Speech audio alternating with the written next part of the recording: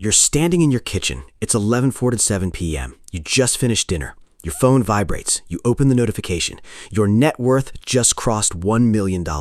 You expect to feel different? You don't. And that's when you realize you have no idea what $1 million is actually supposed to change. You close the app. You pour water. You stare at the wall.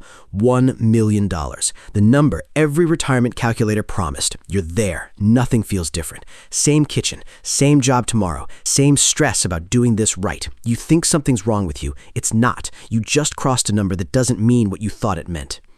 Here's what nobody tells you.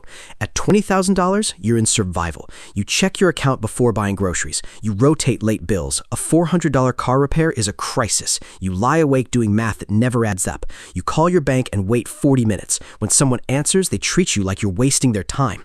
At $20,000, you're not a customer. You're a liability. At $20,000, your relationship with money is fear. You fear the car breaking. You fear losing your job. You fear the credit card statement. You fear the unknown number on your phone. You're right to fear it. One bad month is all it takes. You reach $50,000. Things shift, not dramatically, but noticeably. You stop checking your account before every purchase, not because you're rich, but because you have a buffer, a broken refrigerator, a root canal, a car repair. They become inconveniences, not crises. You still feel anxiety, but sometimes the math works. You buy the brand you want, not the one on sale. It feels enormous. You don't realize it yet, but this is the expensive part. $50,000 feels like safety. It's not. It's just enough to let you relax before the next thing hits. You cross $100,000. Something strange happens. Banks start treating you differently. You notice a $17.50 monthly fee. You go to the branch. The banker looks at your balance and quietly waives it. They don't tell you, they just do it. You walk out and realize the financial world has started paying attention.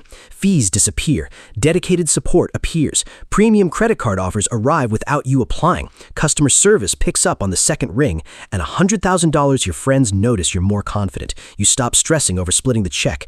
Some people get closer, some fade. $100,000 doesn't make you wealthy, it makes you visible. You're at $250,000. Comfort becomes real. You stop thinking in months, you think in years. Your retirement account is growing. You've stopped calculating tips. You've stopped rechecking restaurant prices. You have a financial advisor who returns your calls. You hire someone to do your taxes. You're living in a different reality, but you're not wealthy. You're stable. And stability is its own trap, because at $250,000, you start thinking about $500,000. You start calculating how long it takes. You compare yourself to people with more. The anxiety hasn't gone away. It's changed shape. You no longer fear the car breaking. You fear losing your job. You fear making the wrong investment. You hit $500,000. The rules start changing. A 7% return on $500,000 is $35,000. That's breathing room. You're no longer just earning money. Money is starting to earn money. That changes your psychology. You start thinking about money as a tool, not a resource to protect. You take more risks. You invest more aggressively. You stop thinking about what you can afford. You start thinking about what you can build. At $500,000, you can afford to be wrong, not about everything, but about something. You can make a bad investment and survive. You can quit a job you hate and take 6 months to find the right one. You can say no to work that doesn't excite you. Not to everything, but to some things. And then you hit $1 million, the number you've been chasing, the finish line that isn't a finish line. In 2025, nearly 24 million Americans are millionaires. $1 million today is worth what $531,000 was in 2000. You've crossed the number, but you haven't crossed the psychological threshold. At $1 million, you stop seeking access. Access starts finding you. Banks move you to a different division. You get a dedicated relationship manager. Financial advisors reach out on LinkedIn. Business pitches arrive. Family expectations shift.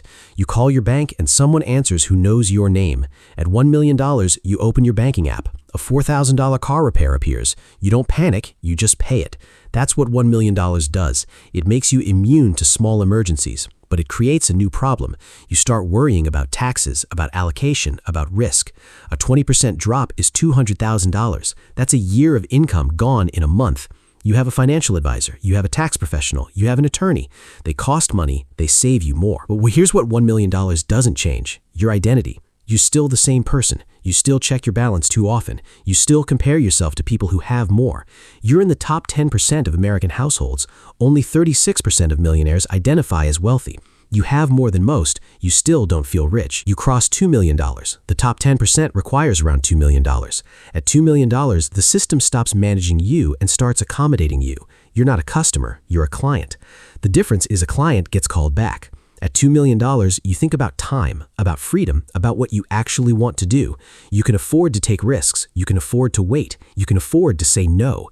You think about $5 million, about $10 million, about what's possible. At $3 million, you're in the top 5%. You have options. You can retire early. You can start a business. You can buy a second home. You can fund your children's education without thinking. You can take a year off work. You have freedom. You don't have influence. Not yet. At $5 million, opportunities come to you. You don't look for deals. Deals look for you. You have access to private investments, to deals not available to the public, to people who can make things happen. Your network is worth more than your money. People care what you think. They ask for your opinion. They seek your approval.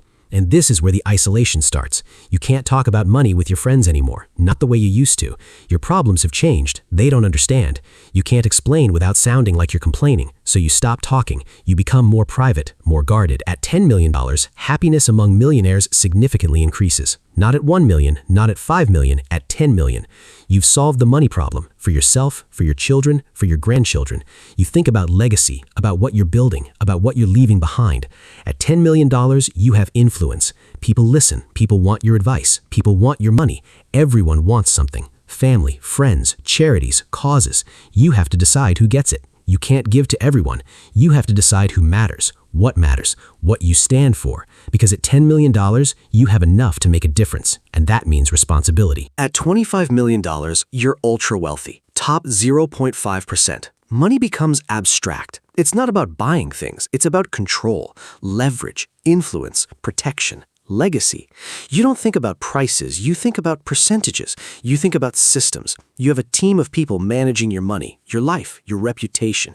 You're insulated, protected, isolated. You don't experience the world the way others do. Your relationships change. Friends earn differently. Family expectations grow. Privacy becomes paramount. Money requests increase. Social circles narrow. You can't have normal conversations about money. You can't complain about your problems. You can't celebrate your successes. You're alone in a way you never expected. And you have more money than you imagined and less connection than you ever had. You think about your younger self, the one at $20,000, checking the account before groceries, fearing the car breaking. What would that person think of your problems now? What would they say about your anxiety? And you realize something. The number was never the real story.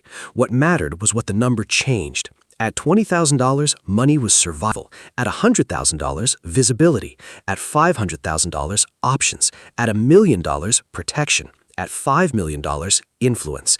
At $25 million, responsibility. You're back in your kitchen, 11:47 p.m. You just finished dinner. Your phone vibrates. You open the notification. Your net worth just crossed $1 million. You expect to feel different. You don't. And now you understand why.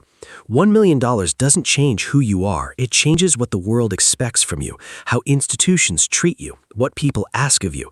But it doesn't change the voice inside your head, the anxiety, the comparison, the feeling you're still not enough. Because that doesn't come from your bank account. It comes from somewhere deeper. No number will ever fix it. That's the realization.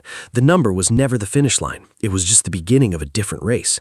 You close the app. You pour water. You look out the window. You think about what comes next. Not the number, not the money. The next decision, the next choice, the next thing you want to build. That's what money actually does. It doesn't make you happy, it makes you free. It gives you space to figure out what you actually want, and then the resources to go after it. But it doesn't tell you what to want. That part is still up to you. If you're somewhere in the middle of this scale, you already know the next level isn't just about making more. It's about understanding what changes when you get there, and that's where the next decision